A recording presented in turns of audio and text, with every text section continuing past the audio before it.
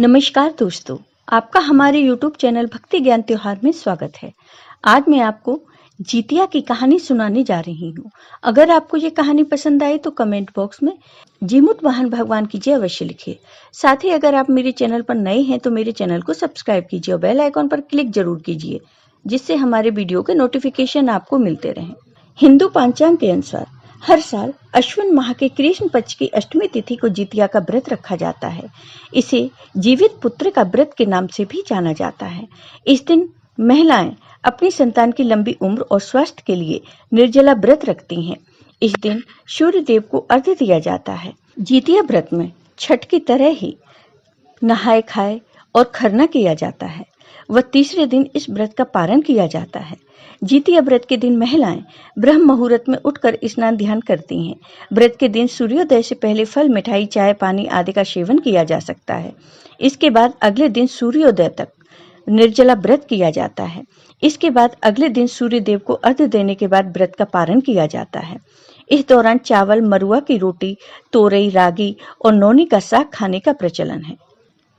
जितिया व्रत पर भगवान जीमूत वाहन की पूजा का विधान है, जो असल में एक गंधर्व राजकुमार थे। एक पौराणिक कथा के अनुसार राजा जीमूत वाहन ने अपने साहस और सूझबूझ से एक माँ के बेटे को जीवन दान दिलाया था। तभी से उन्हें भगवान के रूप में पूजा जाने लगा और माताएं अपनी संतान की रक्षा के लिए जीवित पुत्र का नामक व्रत रखने लगी। इस बार अश्विन माह के कृष्ण पक्ष की अष्टमी 24 सितंबर को दोपहर 12:38 से प्रारंभ होकर 25 सितंबर को 12:10 तक है। इसलिए जितिया का व्रत 25 सितंबर को रखा जाएगा। अब सुनिए जितिया व्रत की ये कहानी। किसी गांव में एक सेठ सेठानी रहते थे। उनको किसी प्रकार की कोई कमी नहीं थी। सेठानी धार्मिक प्रवृत्ति की थी। वह मन लगाकर पूजा पाठ किया करती थी और व्रत रखती थी। भूखों को खाना पीना खिलाती थी। सेठानी जितिया का भी व्रत रखती थी। धीरे धीरे समय बीतता है और सेठानी के 2 पुत्र होते हैं। अपने पुत्रों की सलामती के लिए सेठानी हर साल नियम पूर्वक जितिया व्रत रखती थी। धीरे धीरे सेठानी के पुत्र बड़े हो गए और उनका विवाह हो गया। सेठानी की 2 बहुएं आ गईं। सेठानी की बड़ी बहू सीधी सादी और धार्मिक प्रवृत्ति की थी, लेकिन छोटी बहू बहुत ही घमंडी थी। वह किसी की बात भी नहीं मानती थी। एक बार की बात है, जितिया का त्योहार आया तो सेठानी और उसकी दोनों बहुओं ने जितिया का व्रत रखा। व्रत से एक दिन पहले जब वो पूजा पाठ करके खाना खा रही थी, तब कहीं से 2-3 कुत्ते आ गए। तो सेठानी ने कुत्तों को खाना डाल दिया और बड़ी बहू ने भी कुत्तों को खाना डाल दिया, लेकिन छोटी बहू ने कुत्तों को खाना नहीं दिया। एक कुतिया जो गर्भवती थी, वो छोटी बहू की तरफ खाने के लिए देख रही थी, लेकिन छोटी बहू ने उसे खाना नहीं दिया, बल्कि उस कुतिया को मारकर वहां से भगा दिया।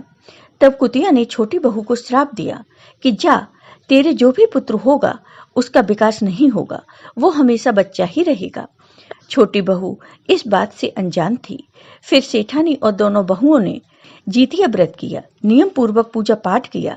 धीरे धीरे समय बीता और सेठानी की दोनों बहुएं गर्भवती हुईं। 9 महीने के बाद दोनों बहुओं ने पुत्रों को जन्म दिया। सेठ सेठानी बहुत खुश थे। धीरे धीरे बड़ी बहू का बेटा बढ़ने लगा, लेकिन छोटी बहू का बेटा जैसे कि तैसा रहा, उसका बिल्कुल भी विकास नहीं हुआ।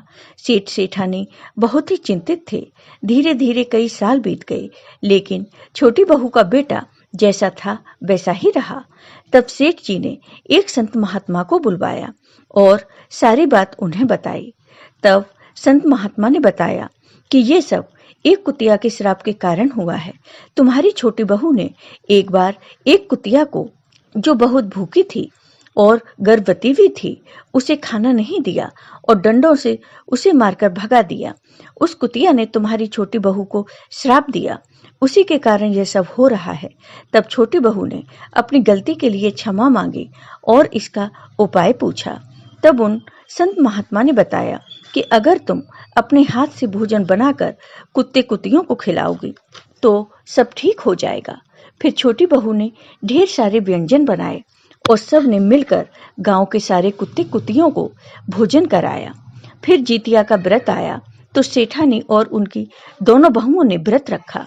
छोटी बहू ने जीमूत वाहन भगवान से क्षमा याचना की और अपने बेटे की सलामती के लिए दुआ मांगी।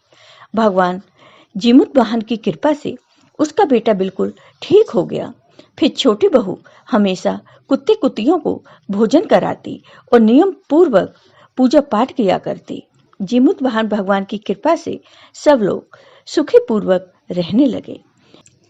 जितिया व्रत की पूजा विधि। जीवित पुत्र का व्रत को करने के लिए महिलाएं सुबह ही स्नान करने के बाद व्रत करने का संकल्प लेती हैं और गोबर से लीप कर पूजा स्थल को साफ कर देती हैं। इसके बाद महिलाएं एक छोटा सा कच्चा तालाब बनाकर उसमें पाकड़ की डाल लगा देती हैं। तालाब में भगवान जीमूत वाहन की प्रतिमा स्थापित करते हैं। इस प्रतिमा की धूप, दीप, अक्षत, रोली और फूलों से पूजा की जाती है। इस व्रत में गोबर से चील और स्यारिन की मूर्तियां भी बनाई जाती हैं। इन पर सिंदूर चढ़ाया जाता है। इसके बाद महिलाएं संतान की दीर्घ आयु और उनकी प्रगति के लिए पूजा करें। पूजा के दौरान जीवित पुत्रिका की व्रत कथा जरूर सुनें। इसके बाद सूर्य देव को अर्घ्य देकर व्रत का पारण करें। व्रत के दौरान मन, वचन और कर्म की शुद्धता आवश्यक है। ये व्रत निर्जला रखा जाता है। ऐसे में अगर स्वास्थ्य संबंधी परेशानी है तो व्रत न रखकर सिर्फ पूजा कर लें। बीच में व्रत टूटना शुभ नहीं माना जाता। जितिया व्रत में पूजा के दौरान विशेष रूप से सरसों का तेल और खली चढ़ाई जाती है। मान्यता है कि इससे संतान को पूरे साल किसी की बुरी नजर नहीं लगती और वह निरोगी रहता है। जितिया व्रत नहाय खाए से शुरू होता है। ध्यान रखें, इस दिन नमक युक्त भोजन न करें, मीठा खाएं, सादा भोजन करें। इस व्रत का पारण छठ व्रत की तरह तीसरे दिन किया जाता है। व्रत से पहले महिलाएं सूर्य को अर्घ्य देती हैं, जिसके बाद ही वह कुछ खाना खा सकती हैं। इस व्रत के तीसरे दिन झोर भात, मरुआ की रोटी और नौनी का साग खाया जाता है। जीवित पुत्र का व्रत का महत्व। जितिया का व्रत हिंदू धर्म में संतान की लंबी उम्र और उसकी मंगल कामना के लिए किया जाता है। माना जाता है कि इस व्रत को जो भी मां करती है, उनकी संतान को लंबी उम्र और जीवन भर किसी भी दुख और तकलीफ से सुरक्षा मिलती है। जो कोई भी महिला इस व्रत की कथा सुनती है, उसे कभी भी अपनी संतान के वियोग का सामना नहीं करना पड़ता। इसके अलावा घर में हमेशा सुख शांति बनी रहती है। जय हो जीमूत वाहन भगवान की। आपको ये वीडियो पसंद आया हो तो कमेंट बॉक्स में कमेंट करके जरूर बताइए। साथ ही मेरे वीडियो को ज़्यादा से ज़्यादा शेयर करिए। धन्यवाद दोस्तों।